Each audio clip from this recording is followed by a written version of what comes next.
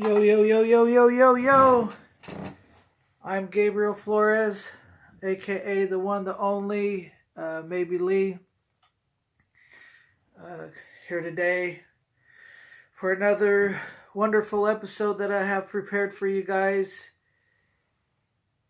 The finale is soon. I lost track of the number of days, but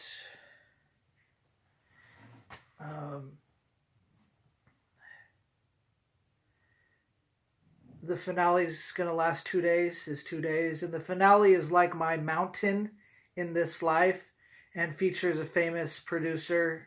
The climax leading up to the finale, there's a climax leading up to the finale, and the climax is like the culmination of all my secrets to this life. And so we have pretty exciting stuff coming up for you guys. I encourage you to stick around.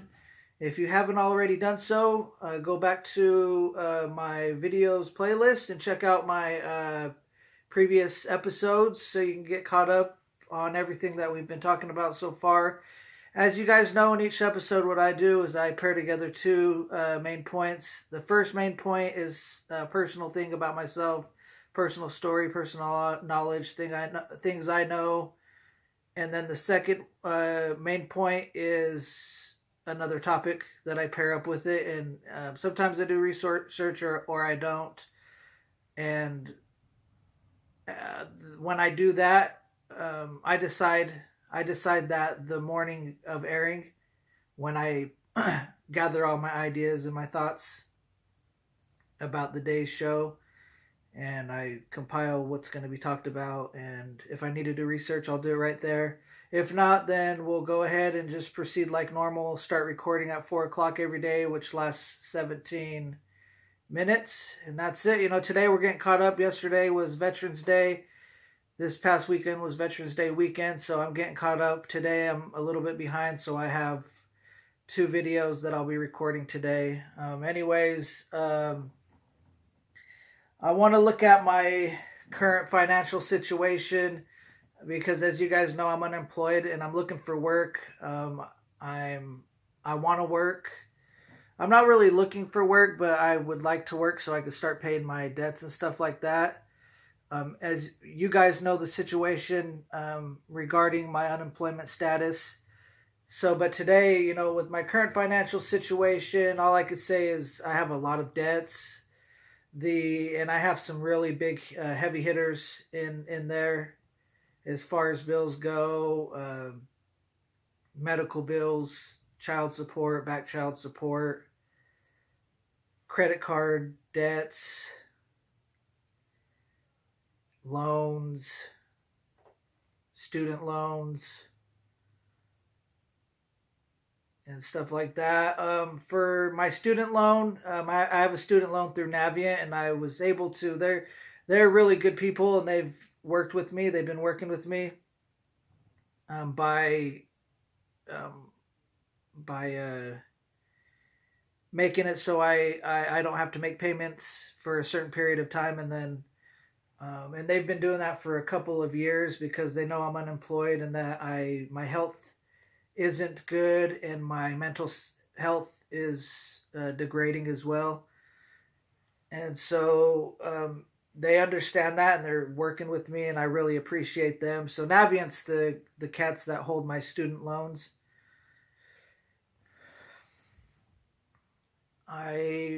Last time I've lost contact with most of my other debtors because I can't pay them and I can't work, and the only thing I can tell them is that I plan on paying them in the future and just keep in contact that way, which I don't think really makes a difference. They just want their money, and if they can't get it, they're going to do whatever they can in their power, which I'm sure they're doing now to get their money that's owed to them from me.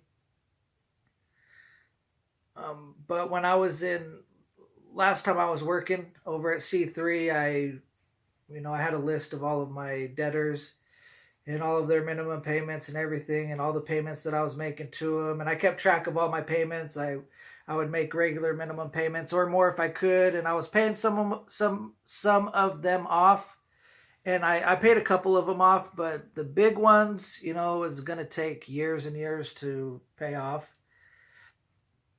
And so those guys, they were happy then because I was still making the minimum payment, so I didn't have to, write them letters and be like, yo, I'm going to pay you, but I'm unemployed right now. Here's my status. But, a few years down the line, once I moved out here in 2015 and I was unemployed and there was no sign of me being employed, and it had been a few months, even years for some of these cats that I've made payments to, I remember writing some of them letters and telling them about my situation, why I'm unemployed. The same thing that I've told you guys in my episodes. And I tried explaining that to some of them. So I haven't been completely MIA on all of my debts. Not until recently. Recently, I've basically given up on my financial situation because I'm not getting any help from anybody, and I keep getting anxiety attacks. The anxiety attacks are getting worse and worse. I had a really bad anxiety attack today and yesterday and the day before. Every single day I'm getting attacked inside my head. I don't know where the attacks are coming from or why I'm getting attacked, but that's one of the main reasons why I can't work. So, and I've kind of given up on being able um, to stabilize my financial situation, which, me getting attacked isn't fair to my debtors. They're suffering for it because I can't work, and now they're not getting the payment on the loans that they've given me. So you can see the ripple effect.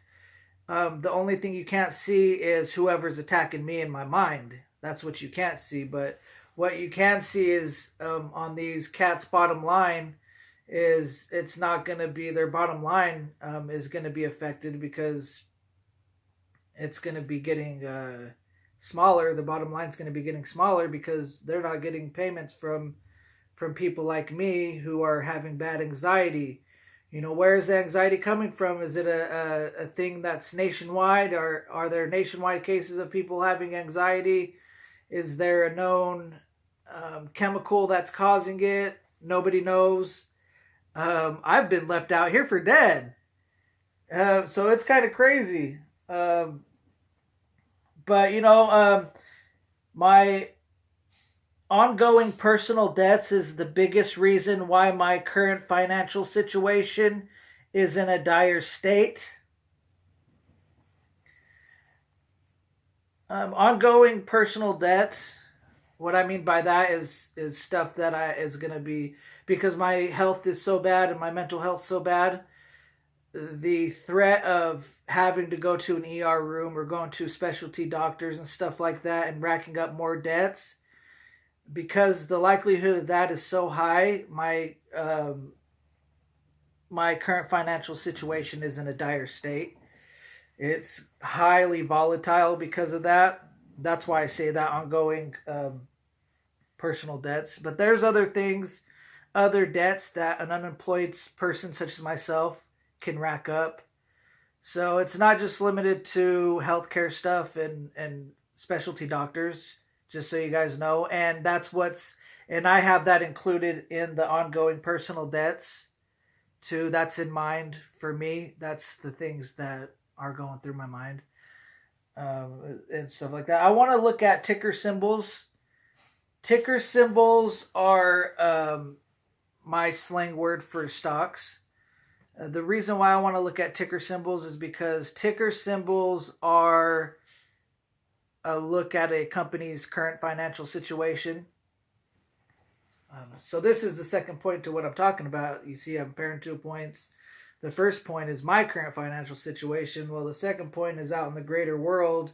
All of these companies that exist. I'm unemployed, but there's a lot of companies out there, man.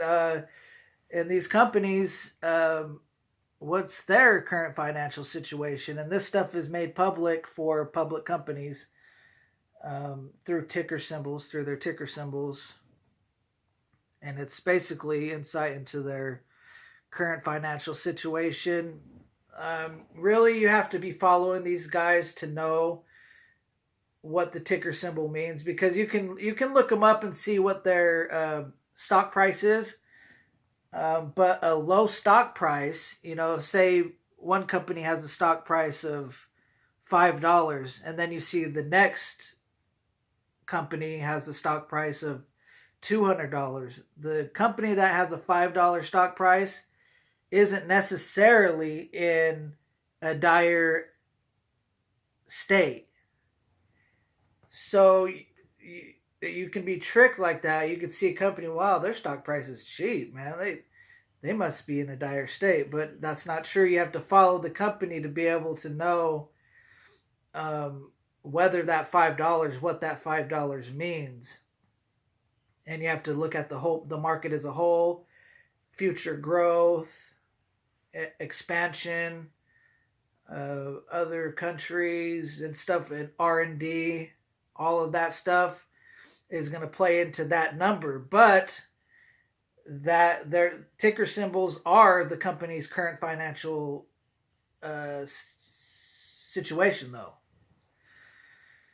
So that's kind of interesting for, if you guys are already into ticker symbols or stocks, then you guys know that. If not, that's what those are. I'm interested in them because of what ticker symbols means. Ticker symbols, basically what they are is public companies, companies that want to raise a lot of money because they plan on expanding nationwide, or they want to expand internationally, and the money that they have isn't adequate enough. One way they can raise enough capital is by going public. You have to go through a process and be approved to go public, and you have to have investors that are going to foster you going public.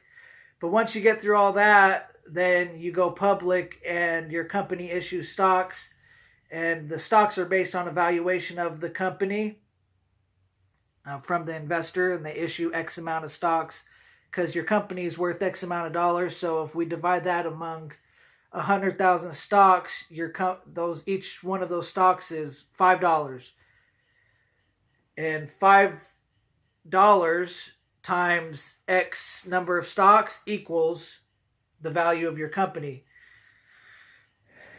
And that money goes to the company so they can go invest in their R&D. They can expand nationwide, internationally. They can invest in personnel and workforce in their buildings and sites and salaries and stuff like that. And so once they do that, they get more money. So that's what ticker symbols are. It's a way for a company to get more money so they can continue on growing, going forward, and living out their dreams, their goals and aspirations. People get into ticker symbols because they want to make money. People want to get rich. They want to profit. And ticker symbols is a way for people to profit. If you invest in the right ticker symbol, you get in at $5, and then in a year it appreciates to $10. You just profited 100% on that ticker symbol. So it's a way for people to profit in the among the populace, among the people who just want to make money. And the stocks appreciate because the value of the company goes up, for, sales increase, they become more efficient, and their bottom line keeps getting bigger and bigger. The number of outstanding stocks remains the same. So divide the value of the company among those stocks, and each of those stocks is going up higher and higher and higher. So that's how people profit. That's why people go into ticker symbols. And stuff like that. The people who own stocks in the company, they become owners once the company, that's what it means to be a public company. You issue that money comes at a price. Literally, for these guys, they issue stocks, but it comes at a price. The people who own stocks own a part of the company, depending on the type of issuance it was, determines what type of owner the stockholder is. And so that's another interesting thing about the stock market. So people go into ticker symbols because it's just interesting. Is another part. It's a really interesting apparatus, and anybody can do it. Anybody can invest in stocks. All you have to do is have money. All you have to do is have money and invest in a company you like. So you see a company out there that you like, you want to see stick around, you invest in that company. That's what I like about the stock market, and I wish there was something like that for people like me, but there isn't. So, and I know there's a lot of people who would like to see me stick around because I'm one of the good guys.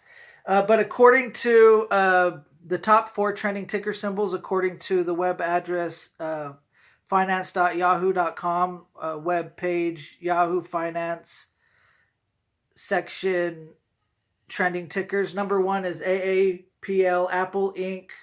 195.55 is the stock price.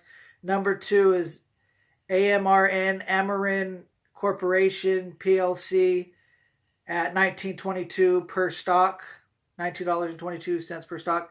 Number 3 is LITE, Lumentum Holdings Inc. at $38.02 per stock. And then lastly, ACB, Aurora Cannabis Inc. at $6.97 per stock. See you later, guys.